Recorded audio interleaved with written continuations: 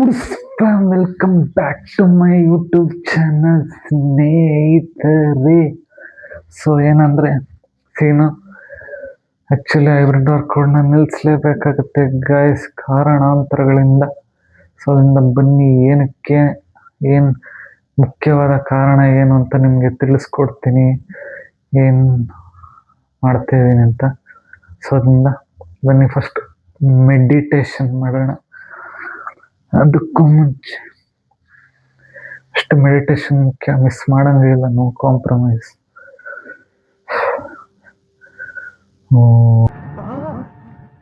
ಎಲ್ಲರೂ 10 ಸೆಕೆಂಡ್ ಮೌನಾಚರಣೆ ಮಾಡೋಣ.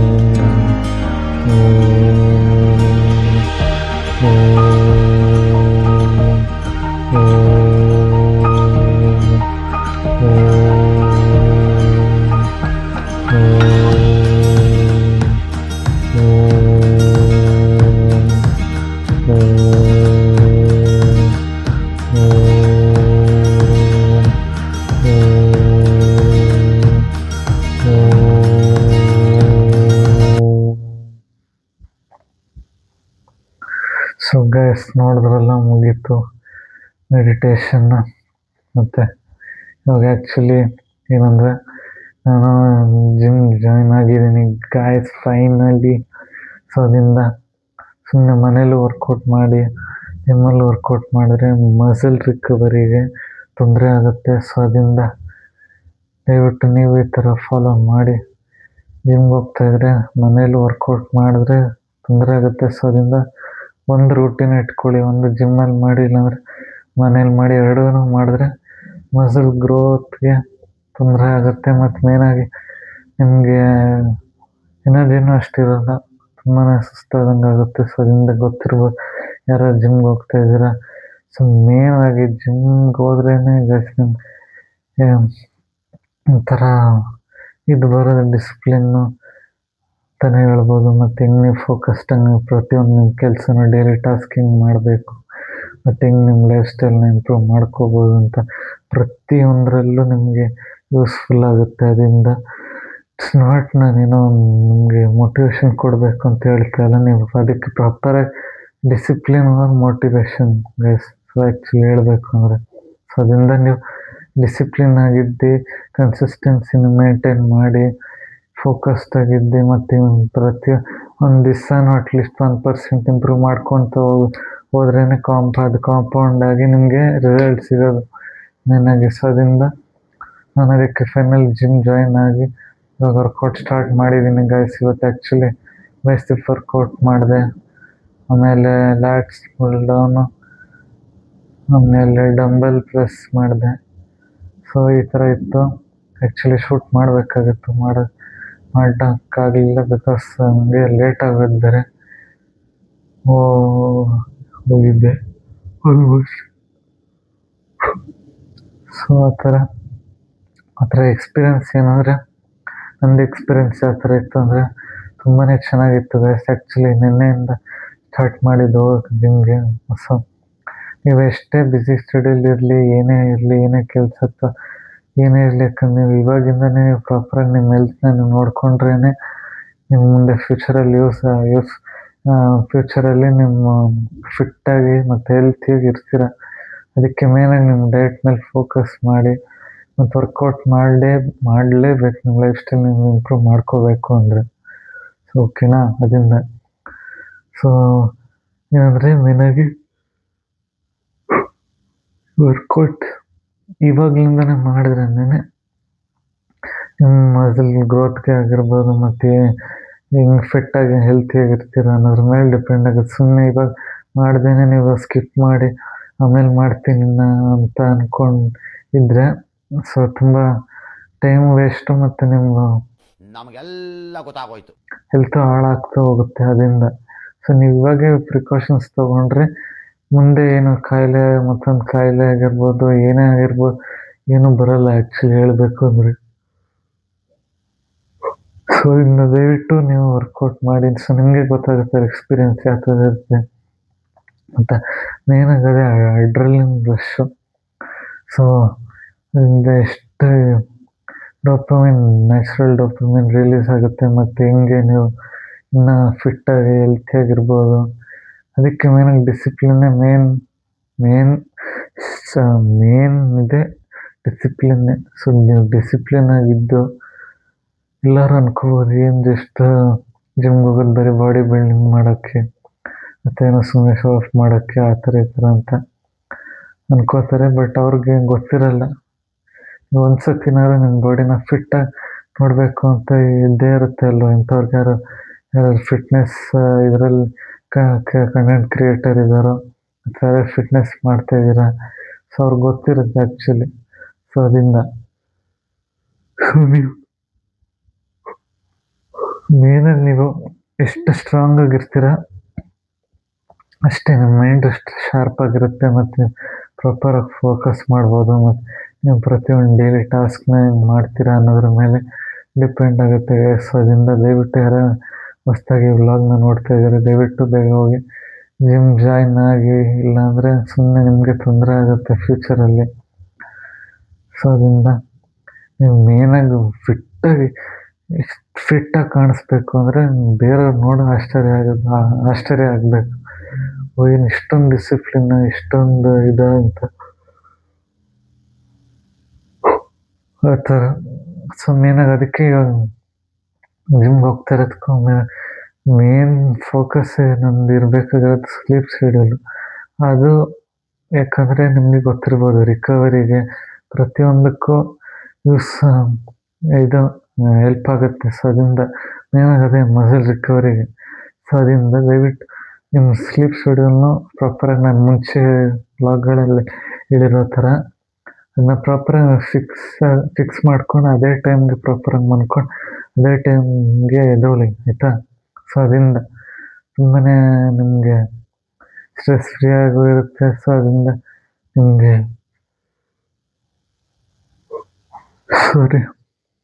ನೋಡ್ಬೋದು ಆ್ಯಕ್ಚುಲಿ ನಮಗೂ ನಿದ್ದೆ ಇಲ್ಲ ಪ್ರಾಪರಾಗಿ ಆ್ಯಕ್ಚುಲಿ ಹೇಳಬೇಕು ಅಂದರೆ. ಆದರೂ ನಾವು ಬೇರೆ ಮಾಡಬೇಕಲ್ಲ ನಿಮ್ಗೆ, ಅದಕ್ಕೆ ತಿಳಿಸ್ಕೊಡೋಣ ಮತ್ತು ನನ್ನ ಎಕ್ಸ್ಪೀರಿಯೆನ್ಸ್ ಹೆಂಗಿತ್ತು ಮತ್ತು ನೆಕ್ಸ್ಟ್ ಈ ಜರ್ನಿ ಯಾವ ಥರ ಇರುತ್ತೆ ಅಂತಲೇ ನಿಮ್ಗೆ ತೋರಿಸ್ಕೊಳ್ಳೋಕ್ಕೆ ವ್ಲಾಗಲ್ಲಿ ಹೇಳ್ತಾ ಇರೋದು ಗೈಸ್. ಅದರಿಂದ ದಯವಿಟ್ಟು ನೀವು ನಾನು ಪ್ರತಿಯೊಂದು ವರ್ಕೌಟ್ನ ಹೆಂಗೆ ಮಾಡ್ತೀನಿ ಮತ್ತು ಯಾವ ಥರ ಮಾಡಬೇಕು ಅಂತ ನಿಮ್ಗೆ ತೋರಿಸ್ಕೊಡ್ತೀನಿ ಇನ್ನೂ ಡೀಟೇಲಾಗಿ. ಸೊ ಅದರಿಂದ ದಯವಿಟ್ಟು ಫಾಲೋ ಮಾಡಿ, ನಿಮಗೂ ಯೂಸ್ಫುಲ್ ಆಗುತ್ತೆ ನಿಮ್ಮ ಜರ್ನಿಗೆ. ಸೊ ಯಾರ್ಯಾರು ಫಿಟ್ನೆಸ್ ಬಗ್ಗೆ ತುಂಬಾ ಕಾನ್ಸಂಟ್ರೇಟ್ ಮಾಡ್ತಾಯಿದ್ದೀರಾ ಆಲ್ ದ ಬೆಸ್ಟ್ ಎಲ್ಲರಿಗೂ. ಮಾಡಿ ನಿಮ್ಮ ಗೋಲ್ನ ನೀವು ಅಚೀವ್ ಮಾಡ್ತೀರಾ. ಸೊ ಅದಕ್ಕೆ ಪ್ರಾಪರಾಗಿ ಪ್ಲ್ಯಾನ್ ಮಾಡ್ಕೊಳ್ಳಿ. ಒಂದು ಮೇನ್ ಡಯಟ್ ನೀವೇನು ತಿಂತೀರಾ ಮತ್ತು ಹಿಂಗೆ ಏನು ಆ ಥರ ಇಷ್ಟು ತಿನ್ನಬೇಕು ಮತ್ತು ಬಾಡಿ ವೇಟ್ನು ಕರೆಕ್ಟಾಗಿ ನೋಡ್ಕೊಳ್ಳಿ ಎಷ್ಟಿದೆ ಮತ್ತು ಇನ್ನು ಯಾವ ಥರ ನೀವು ಇಂಪ್ರೂವ್ ಮಾಡ್ಕೋಬೋದು. ಸೊ ಆ ಥರ ಯಾಕಂದರೆ ಫಿಟ್ನೆಸ್ ಅನ್ನೋದು ಸುಮ್ಮನೆ ಏನೋ ಒಂದು ನಾವು ಎಕ್ಸಸೈಸ್ ಮಾಡ್ತೀವಿ ಅಥವಾ ಏನೋ ಒಂದು ವರ್ಕೌಟ್ ಆಗುತ್ತೆ ಅನ್ನೋ ಥರ ಅಲ್ಲ. ಅದು ಒಂಥರ ಫಾರ್ಮ್ ಆಫ್ ಆರ್ಟ್ ಇದ್ದಂಗೆ, ಆರ್ಟ್ ಥರ. ಯಾಕಂದರೆ ಹೆಂಗೆ ಅಂದರೆ ಅದು ನಾವು ನಮ್ಮ ಲೈಫ್ ಸ್ಟೈಲ್ನ ಪ್ರತಿಯೊಂದು ಸ್ಟೆಪ್ಪಲ್ಲೂ ನಾವು ಹೆಂಗೆ ಇಂಪ್ರೂವ್ ಮಾಡ್ಕೋತೀವಿ ಮತ್ತು ನಮ್ಮ ಹೆಲ್ತ್ ಯಾವ ಥರ ಇಂಪ್ರೂವ್ ಆಗುತ್ತೆ. ಸೊ ಅದರಿಂದ ನೋಡ್ಬೋದು ನೀವು ಯಾವ ಥರ ನೀವು ಪ್ರೊಡಕ್ಟಿವ್ ಆಗಿರ್ತೀರ ಪ್ರತಿಯೊಂದು ಟಾಸ್ಕಲ್ಲೂ. ಮತ್ತು ಅದು ಹೆಂಗೆ ನಿಮ್ಮ ಪ್ರತಿಯೊಂದು ಹ್ಯಾಬಿಟ್ಸ್ನ ಚೇಂಜ್ ಮಾಡುತ್ತೆ. ಮತ್ತು ನಿಮಗೂ ಆಲ್ಮೋಸ್ಟ್ ತುಂಬಾ ಸುಲಭ ಅನಿಸುತ್ತೆ ಹೋಗ್ತಾ ಹೋಗ್ತಾ ನಿಮ್ಮ ಜರ್ನಿಲಿ. ಸೊ ಅದರಿಂದ ದಯವಿಟ್ಟು ನೀವು ಅದಕ್ಕೆ ಪ್ರತಿಯೊಂದು ಫಾಲೋ ಮಾಡಿ. ಸುಮ್ಮನೆ ನಾನು ಅದಕ್ಕೆ ಏನಂದರೆ ಮೇನ್ ಈ ಸ್ಟೆಪ್ ತೊಗೊಂಡಿದ್ದೇನೆಂದರೆ ನನಗೇನು ಹೈಬ್ರಿಡ್ ವರ್ಕೌಟ್ ನಿಲ್ಲಿಸ್ಬೇಕು ಅಂತ ಇರಲಿಲ್ಲ. ಆದರೂ ನಾನು ಜಿಮ್ ಮೇನಾಗಿ ಜಾಯ್ನ್ ಆಗಬೇಕಾಗಿತ್ತು. ಸೊ ಆಗಿದ್ದೀನಿ. ಸೊ ಅದರಿಂದ ನನಗೆ ಇವಾಗ ಹೆಂಗೆ ಯೂಸ್ಫುಲ್ ಆಗುತ್ತೆ ಮತ್ತು ಪ್ರತಿಯೊಂದು ವರ್ಕೌಟು ಅದಕ್ಕೆ ನಿಮ್ಗೆ ತೋರಿಸ್ಕೊಡ್ತೀನಿ ಹೆಂಗೆ ಮಾಡ್ತೀನಿ. ಮತ್ತು ಇನ್ನೂ ಅದೇ ನನ್ನ ಲೈಫ್ ಸ್ಟೈಲ್ ಯಾವ ಥರ ಇರುತ್ತೆ ಮತ್ತು ಏನೇನು ಟಾಸ್ಕ್ ಮಾಡ್ತಾಯಿದ್ದೀನಿ ಅಂತ. ಸೊ ಅದರಿಂದ ದಯವಿಟ್ಟು ನಿಮಗೆ ಈ ವ್ಲಾಗ್ ಇಷ್ಟ ಆದರೆ ಗಾಯ್ಸ್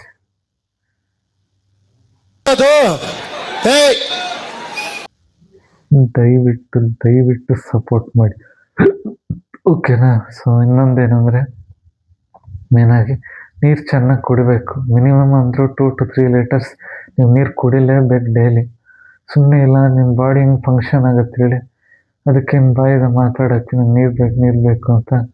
ಸೊ ನೀವೇ ತಿಳ್ಕೊಂಡು ನೀರು ಚೆನ್ನಾಗಿ ಕುಡೀರಿ. ಸುಮ್ಮನೆ ಅನ್ನೆಸರಿಯಾಗಿ ಸುಮ್ಮನೆ ಯಾವುದಾದ್ರು ಸಾಲ್ಟ್ ಡ್ರಿಂಕ್ಸು ಅದು ಇದು ನೀವು ಕುಡಿಯೋ ಬದಲು ನೀರನ್ನೇ ಚೆನ್ನಾಗಿ ಕುಡೀರಿ. ಅದು ಬಾಡಿ ನಿಮ್ಗೆ ಫಂಕ್ಷನ್ ಆಗಬೇಕು ಪ್ರಾಪರಾಗಿ. ನೀವೇನೇನು ತಿಂದಿರ್ತೀರ ಅದನ್ನೆಲ್ಲ ಪ್ರಾಪರಾಗಿ ಡೈಜೆಷನ್ ಆಗಿ ಅದು ಇದಾಗಬೇಕು. ನಿಮ್ಮ ಪ್ರೋಟೀನೇ ಆಗಿರ್ಬೋದು, ಅದು ಹೆಂಗೆ ಎಲ್ಲ ಅದೇ ಡೈಜೆಷನ್ ಆಗಿ ಮತ್ತು ನಿಮ್ಗೆ ಎನರ್ಜಿ ಅದು ಹೆಂಗೆ ಸಪ್ಲೈ ಮಾಡುತ್ತೆ ಪ್ರತಿಯೊಂದು ಬಾಡಿ ಪಾರ್ಟ್ಸ್ಗೂ. ಸೊ ಅದರಿಂದ ತುಂಬಾ ಹೆಲ್ಪ್ಫುಲ್ ಆಗುತ್ತೆ. ಸೊ ಇನ್ನೊಂದೇನೆಂದರೆ ನೀರು ಕುಡಿಯೋದ್ರಿಂದ ನಿಮ್ಮ ಡಿಹೈಡ್ರೇಷನ್ ಆಗೋಲ್ಲ ಅಂತ ಗೊತ್ತು ಆ್ಯಕ್ಚುಲಿ ಎಲ್ಲರಿಗೂ, ಬಟ್ ಆದರೂ ಹೇಳ್ತಾಯಿದ್ದೀನಿ. ಸೊ ಅದರಿಂದ ನೀರು ಪ್ರಾಪರಾಗಿ ಕುಡಿಯಿಲ್ಲ ಅಂದರೆ ನಿಮ್ಗೆ ಸುಮ್ಮನೆ ಡೈಜೆಷನ್ಗೂ ಪ್ರಾಬ್ಲಮ್ ಆಗುತ್ತೆ ಮತ್ತು ನಿಮ್ಮ ಬಾಡಿನೂ ಪ್ರಾಪರಾಗಿ ಫಂಕ್ಷನ್ ಆಗೋಲ್ಲ ಮತ್ತು ತುಂಬಾ ತೊಂದರೆ ಆಗುತ್ತೆ ನೀರು ಸರಿಯಾಗಿ ಕುಡಿಲಿಲ್ಲ ಅಂದರೆ. ಸೊ ಅದರಿಂದ ದಯವಿಟ್ಟು ನೀರನ್ನ ಚೆನ್ನಾಗಿ ಕುಡೀರಿ. 2 to 3 ಲೀಟರ್ಸ್ ಪ್ರತಿಯೊಬ್ಬರು ಯಾರೇ ಆಗಿರ್ಬೋದು ಬೆಳಗ್ಗೆ ಎದ್ದಿದ ತಕ್ಷಣ ಕುಡೀರಿ. ಅದಕ್ಕೆ ಬೇಕಾದ್ರೆ ನೀವು ನಿಂಬೆಹಣ್ಣು ಹಾಕ್ಕೋಬೋದು, ಬೇಕಂದರೆ ಬಿಸಿನೀರು ಕುಡೀರಿ.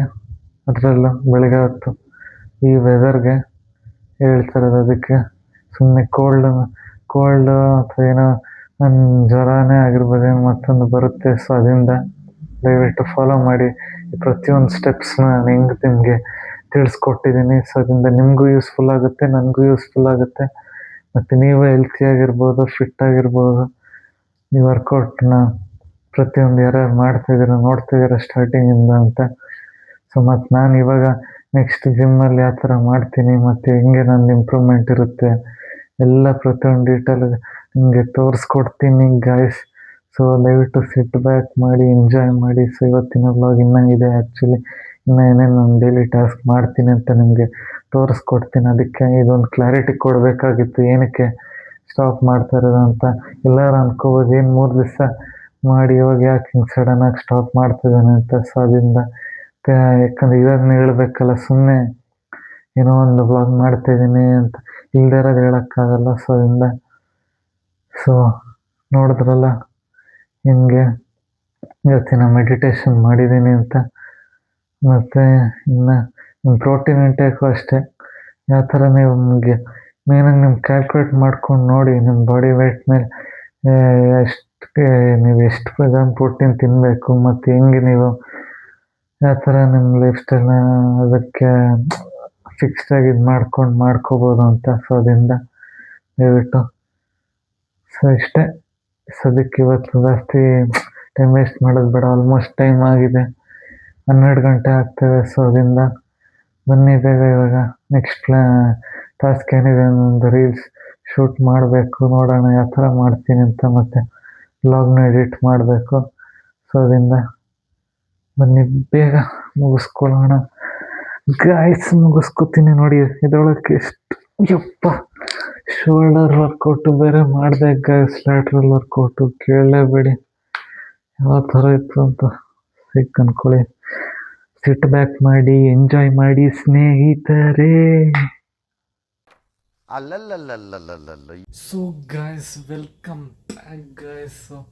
ಇನ್ನೇನಂದರೆ ಆ್ಯಕ್ಚುಲಿ ಆಲ್ಮೋಸ್ಟ್ ಟೈಮ್ ಆಯಿತು 11:15 ಅನಿಸುತ್ತೆ. ಸೊ ಅದೇ ತುಂಬ ಏನಂತಾರೆ ನೋಡಿದ್ರಲ್ಲ, ಏನಂದರೆ ಆ್ಯಕ್ಚುಲಿ ಏನು ಆ ಥರ ಪ್ಲ್ಯಾನ್ ಮಾಡ್ಕೊಂಡಿದ್ದೀನಿ ಮತ್ತು ಹಿಂಗೆ ಏನು ಮಾಡ್ತೀನಿ ಅಂತ. ಸೊ ಅದರಿಂದ ಸೊ ಬನ್ನಿ ನೋಡೋಣ ಯಾವ ಥರ ಇರುತ್ತೆ ವರ್ಕೌಟು ಇದು ಆ್ಯಕ್ಚುಲಿ ಚೆನ್ನಾಗಿದೆ ಜಿಮ್ಮಲ್ಲಿ ಅಂತ. ನೆಕ್ಸ್ಟ್ ವ್ಲಾಗಲ್ಲಿ ನಿಮಗೆ ತೋರಿಸ್ತೀನಿ ಹಿಂಗಿರುತ್ತೆ ನಂದು ಎಕ್ಸ್ಪೀರಿಯೆನ್ಸ್ ಇಲ್ಲ ಅಂತ ಗಾಯ್ಸ್. ಅದರಿಂದ ಡಯಟು ಇನ್ನೂ ತಿರ್ಗಿ ಇವಾಗ ಚೇಂಜಸ್ ಮಾಡ್ಕೋಬೇಕು, ಹೆಂಗೆ ಏನೇನು ತಿನ್ನಬೇಕು, ಇನ್ನು ಪ್ರೋಟೀನ್ ಇಂಟೇಕ್ ಯಾವ ಥರ ಮಾಡಬೇಕು ಅಂತೆಲ್ಲ ಗಾಯ್ಸ್. ಸೊ ಅದರಿಂದ ಸೊ ನೋಡೋಣ ಯಾವ ಥರ ಇರುತ್ತೆ. ಆ್ಯಕ್ಚುಲಿ ಆಲ್ರೆಡಿ ಆಲ್ಮೋಸ್ಟ್ ಸ್ಟ್ರೇನ್ ಆಗಿದೆ ನನಗೆ, ಯಾಕಂದರೆ ಆಲ್ಮೋಸ್ಟ್ ಒಂಥರ ಹೊಸ ಎಕ್ಸ್ಪೀರಿಯೆನ್ಸ್ ಅಲ್ವಾ, ಅದರಲ್ಲೂ ಮಸಲ್ಸ್ ಎಲ್ಲ ಆಲ್ಮೋಸ್ಟ್ ಇದಾಗಿರುತ್ತೆ, ವೆಟ್ ಡೌನ್ ಆಗಿರುತ್ತೆ. ಸೊ ಅದು ರಿಕವರ್ ಆಗಬೇಕು. ಮೇನಾಗಿ ಸ್ಲೀಪ್ ಶೆಡ್ಯೂಲ್ನ ನಾನು ಇನ್ಮೇಲಿಂದ ಪ್ರಾಪರಾಗಿ ಇದು ಮಾಡ್ಕೋಬೇಕು, ಅದರಿಂದ ಫಿಕ್ಸ್ ಮಾಡ್ಕೋಬೇಕು. ಸೊ ಅದರಿಂದ ಬನ್ನಿ ಇವಾಗ ಜಾಸ್ತಿ ಟೈಮ್ ವೇಸ್ಟ್ ಮಾಡೋದು ಬೇಡ, ಯಾಕಂದ್ರೆ ಅಟ್ಲೀಸ್ಟ್ 6 hours ಮನ್ಕೋಬೇಕು. ಸೊ ಅದರಿಂದ ರೆಸ್ಟ್ ತೊಗೊಂಡು ಬೇಗ ನೆಕ್ಸ್ಟ್ ಬೆಳಗ್ಗೆ ಬೇಗ ಎದ್ದು ವರ್ಕೌಟ್ ಸ್ಟಾರ್ಟ್ ಆಗುತ್ತೆ. ಮತ್ತು ಹಂಗೆ ನೆಕ್ಸ್ಟ್ ಏನೇನು ಮಾಡ್ತೀನಿ ಅಂತ ಪ್ರತಿಯೊಂದು ನಿಮಗೆ ತೋರಿಸ್ತೀನಿ ಗಾಯ್ಸ್. ಸೊ ಅದರಿಂದ ಈ ಥರ ಇದೆ ನನ್ನ ಪ್ಲ್ಯಾನಿಂಗು. ಸೊ ಓಕೆನಾ guys? Thanks for watching, lots of love. See you in the next vlog guys.